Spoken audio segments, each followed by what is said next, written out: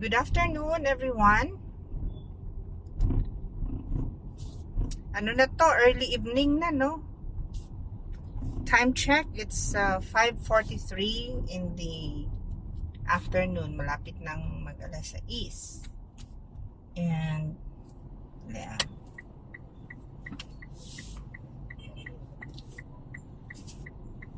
Oh.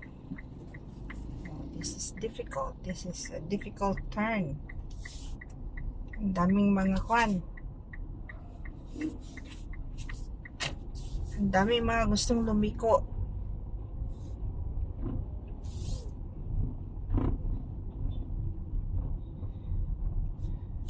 I'm going back to my clinic.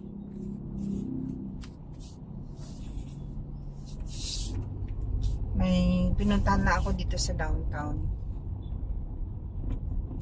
So,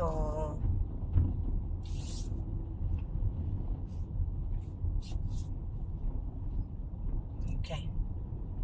Medyo may kaguluhan pa dito sa downtown. Okay. So, this is how our city looks like. I'm passing by the MSU CETD. Ito yung MSU campus sa city. So, ang gate is nasa right. Ayan. Golden na ang golden na ang sky. Medyo magulo siya kasi merong mga booths sa loob.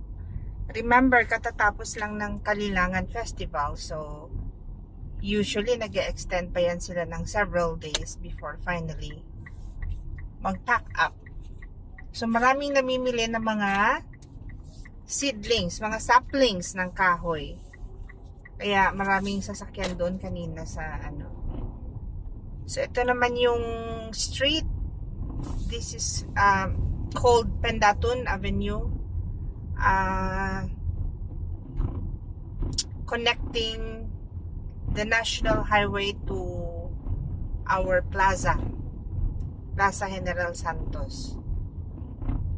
So, ang sa right side, nakikita niyo na white beige ang walls is Notre Dame of the Diangas University and DDU. Ito yung main campus nila. And yun, marami ng marami na sasakyan na na ako. I'm caught in the traffic. So,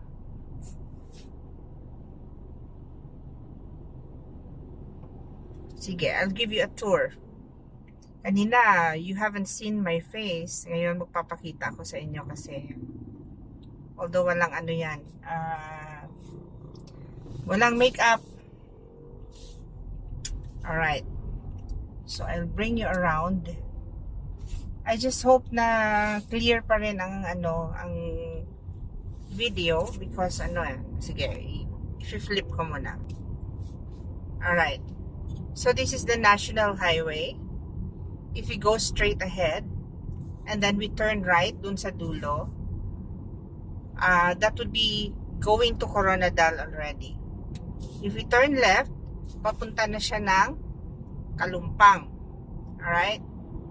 So, and then, Kalumpang naman, if we go straight ahead, dire-diretso talaga, Sarangani Province na, yung Maasim, Kiamba, Maytum. Okay? So, at least you have an idea kung saan tayo located ngayon. Medyo talaga, no? It's bleak. It's dreary. It's sad. If I look at it on the camera, parang siya. Anong nangyari? Oh, ito yung sinasabi ko na traffic na talaga ako. Sandali pipila tayo dito. Susunod ako kay Everest. Okay. So, dito ako matatagalan, for sure. And I don't want to bore you. I don't want to bore you with the traffic. Dito muna kayo sa akin tumingin. So, better get bored with my face than with the traffic.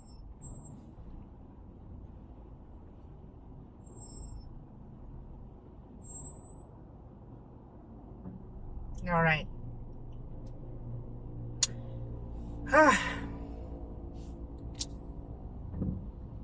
I am wow. Ang daming mga bikers na lumulusot-lusot. And I'm wondering bakit nagkakaroon pa ng traffic dito. Maybe it's because meron pa rin nagto-turn doon sa kabila na papuntang Mabuhay. Because, ladies and gentlemen, dito sa unahan lang, siguro mga 500 meters from here, is another crossing. Papunta siya sa Mabuhay. Barangay Mabuhay. So, may mga sasakyan kasi na dumidiretso doon sa dulo. Na nagko-crossover sila. Kaya nagsustall ang traffic dito. I just hope na matapos na talaga tong na to. Did I choose the wrong line? Hindi kasi pang tatluhan ito eh. And I chose the middle lane to be safe. Tapos ngayon parang kami ang mali. Yeah. Sana matapos na matapos na talaga totally ang underpass para ma-decongest na ang traffic dito. Ito talaga palagi ang problema dito. Although hindi naman siya, since we do not have a nightlife, sorry to pop your bubble, pero ang Jensen kasi wala pang masyadong nightlife. By 8 o'clock or 9, wala na rin masyadong nagbibiyahe dito. So, ganitong orasan talaga, 5, 6, 7. Parang ito yung mga time na kailangan gamitin ang ang underpass. But I hope talagang mabuksan na siya na wala na sarado para may option na rin yung mga gustong dumiretso talaga na magdiretso. Kasi ganito, it's time consuming, it's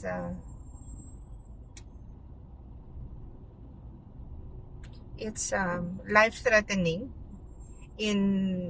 sa mga kaso ng mga ambulance, no, kasi they cannot pass through. Hindi mo naman mapapaiwas kasi nga may construction, so you really have to find another route. Okay, manong pagya ko anay nung hindi ka anay nung magsuksok nung kay babalaan ko mali ko. Okay, sige ka na lang. Ay, may nagpaiway si tricycle. Alright, so back to 2 lanes kita. Maligid man gali ako. Pagka kasi may mga gitgitan na ganito, I try to choose the middle lane. Kasi playing safe, no?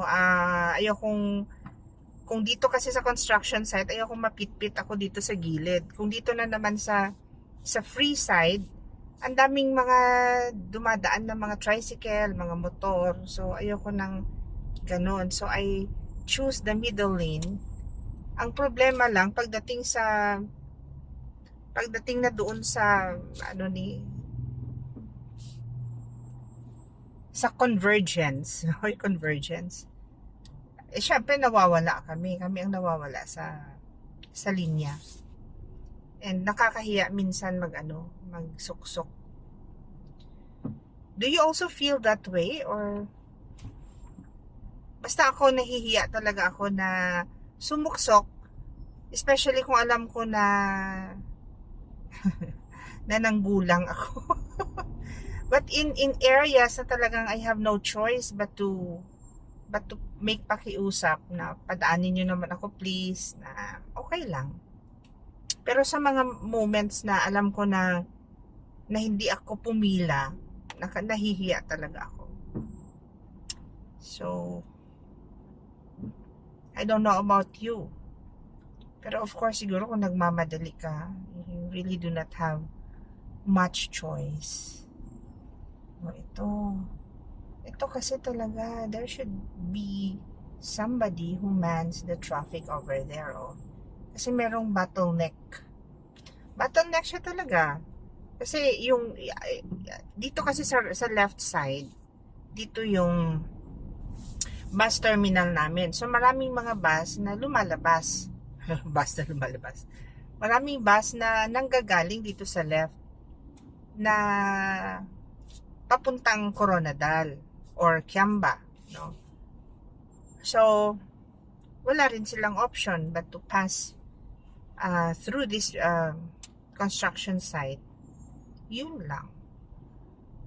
Nakakastall talaga siya sa traffic.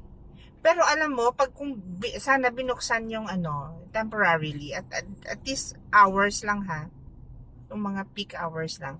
Kung binuksan yung underpass, talagang 70% ng sasakyan doon dadaan. Kasi puro naman itong mga private vehicles, so halos SUVs, mga kokonti lang din talaga ang mga passenger cabs or jeeps. Puro private. So, talagang malaking bawas kung binuksan. I don't know bakit siya sinarado. Baka hindi pa siya safe. Oy, mga miss, why would you think of asserting yourself? Doon kayo, may option kayong magdaan doon sa gilid. Why? Naku po. Ay, nako. Ayun. Ang traffic dito sa Pilipinas.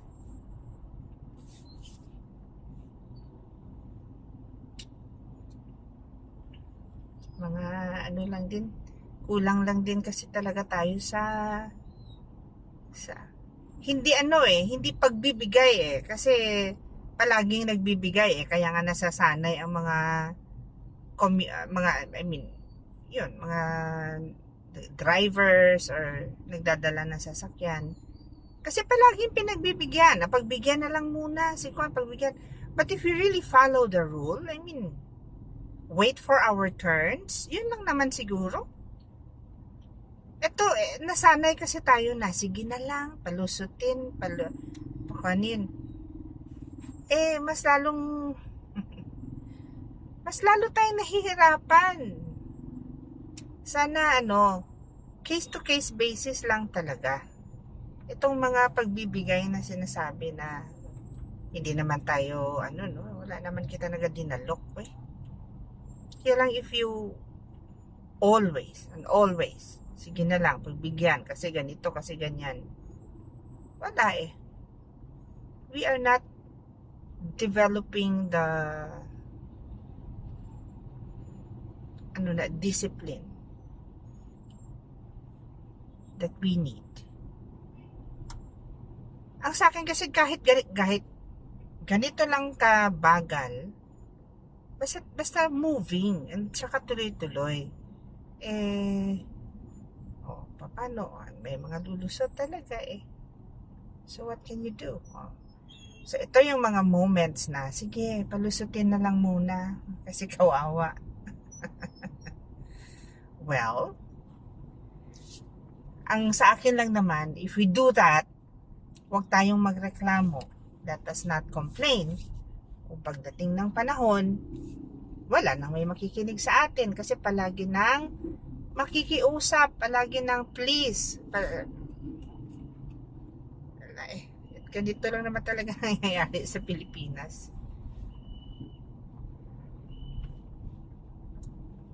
I don't know.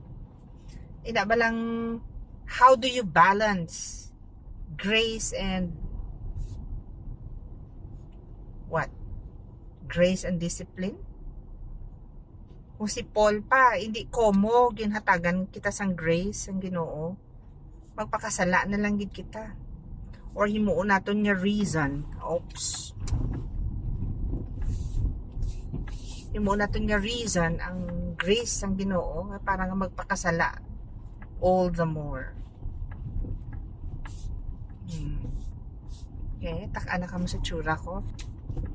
Alright, so that's it, ladies and gentlemen. Do ano no, daw do ano ni nga sini? Apocalypse. Kag-gray gidya kag ka-dreary sang panahon diri subong sa General Santos. Ano kasi intermittent ang rain showers kag ang init. That is why damo nagabuluan. Damo ko malasakit, damo ko ulubo diri sa amon lugar subong. So I don't know how to manage things sa amo sa nga klase ng sitwasyon. Look at that. Okay, basi ma-discourage ka mo ha, you still visit General Santos City. This is a nice place to be. We are abundant in fish, in seafoods, in fruits. Daming fruits din. Kasi malapit lang din sa amin ang tupi ng aming fruit basket dito sa south. Malapit lang din sa amin ang rice granary of the south. So basically, kung pagkain ang pag-uusapan, bastante ang General Santos. Tingnan mo naman ang mga katawan namin. Walang duda na palaging busog. You don't like the view at all. Wala kayong makikita. It's just gray and everything. So, ang hirap kasi, ayun, this is dusk. And when I was little, I really hated dusk. Itong klase ng itong oras ng araw. Kasi feeling ko, masosuffocate ako. Parang ang kulang-kulang ng aking hangin tuwing alas 6 ng gabi. I don't know who among you has experienced that also. Yung may certain hour of the day na you don't feel well, na you just wish would pass faster than the other hours of the day. Saka noon, ang pinaka-favorite ko na day is ang dawn. Pagka madaling araw, parang feeling ko may bagong supply ako ng oxygen. Pagka ganito kasing oras noon, feeling ko paubos ng aking oxygen tank. That is why I can no longer breathe. Humihinga naman, pero parang ang shallow. Parang kulang ang hangin, ganon. Yung feeling. So, hey, what happened to you? Ayun. Pero when I grew older, and especially nung nag-umpisa na akong mag-duty ng 24 hours sa mga shifts, I began to like dusk. Itong mga ganitong oras, gusto ko na to kasi alam ko madali na lang matapos. I've already served half of my shift. So meaning, kalahati na lang ang tatrabahuin ko. So, 6 p.m. is an indication that I have already done half of my shift. And, yan. Okay. Half of my shift and, konti na lang, no? Konting tulog na lang. At tinutulugan din kung minsan, no? Ang mga gabi na walang pasyente or mga quiet nights, no? So meaning patapos na ang duty. And malapit ng magmadaling araw. Alright. So that's just the cycle of our days. Now, I would like you to determine, to those of you who are listening to me, determine the time of the day na parang feeling you energized kayo, inspired kayo to move about.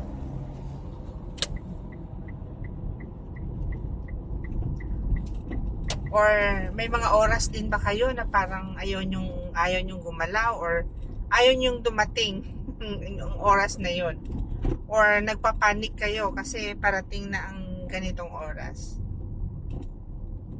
Because meron talaga, no? We just keep it to ourselves most of the time. We do not talk about it.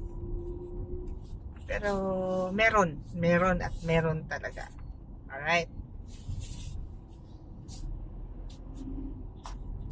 Okay. So, hindi nyo na ako nakikita because una sa lahat, ako ay kulay kayumanggi. Golden brown.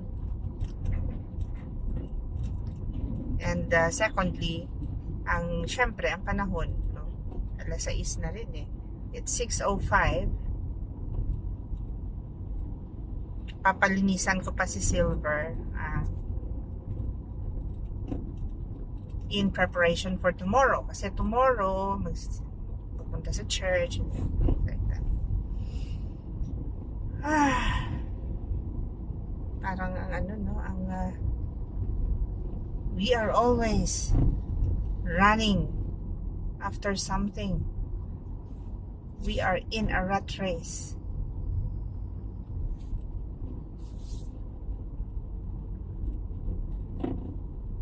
Sa ang una nga panahon kasi, that was why, baka magtataka kayo, bakit siya takot sa 6 o'clock? Because during my childhood years, that was in the 1980s. O sige, sabihin na natin late 70s. Sige na. I will betray myself. Betray my age. Late 70s. Wala pang kuryente. So the only light that the source of light that we had was a kerosene lamp. Kung mayaman ka, edi may kwan. Edi may Petromax. Pero kung wala, kerosene lamp, wala kang kandila eh. Because kandila can be very consumable. So, gas talaga. Gas lamps, oil. Oil na nilalagyan ng asin, saka cotton. Diba? Have you tried that? We did. Lahat ng pwedeng mapagkukunan ng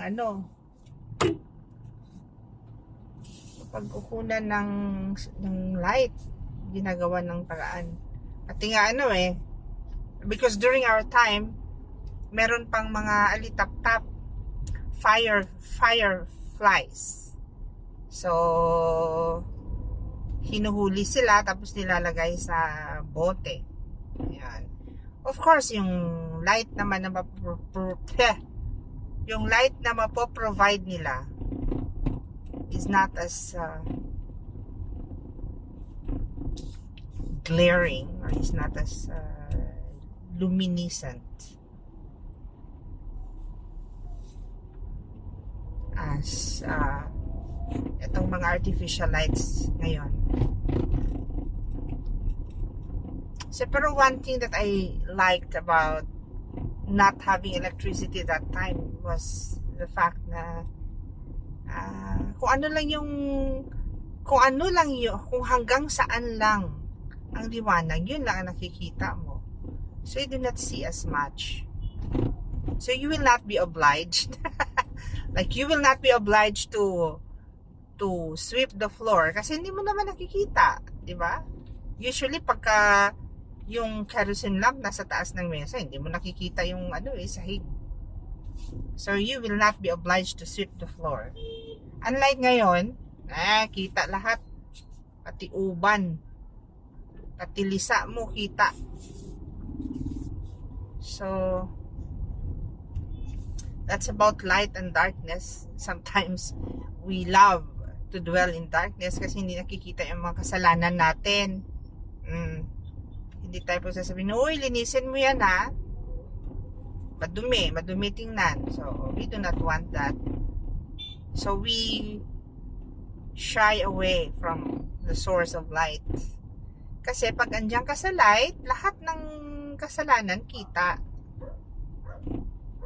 So, yun yung yung analogy of darkness and light. Now, ladies and gentlemen, I'm about to land. Oh. Ang akong yung vision actually, hindi siya masaligan sa gabi. Pero, I'm trying my best. I'm trying, really trying to see what I need to see while nasa sa daan. Okay? So, I hope may natutunan pa rin kayo kahit wala kayong nakikita. Hindi naman lahat ng hindi nakikita, wala kang natututunan, di ba? So, I hope to see you around tomorrow again. And just because may nabasa ako na meme kanina, just because I persevered does not mean that it wasn't heavy. Hindi ibig sabihin na nakalingkawas ako or I made it or I survived doesn't mean na hindi siya heavy. Okay. So, dito ko na muna ilalagay. Ang hirap kasi itong parking ko dito. Sorry ha. Sorry. I have to park right in front of your doorstep because I have no other place to park on. Okay, dito na lang ako. Papakuha ko na lang kay kuya mamaya. Alright. So, shall I show my face once more? Ayan. O, ayan. Nagsamot ang akon ka-brown.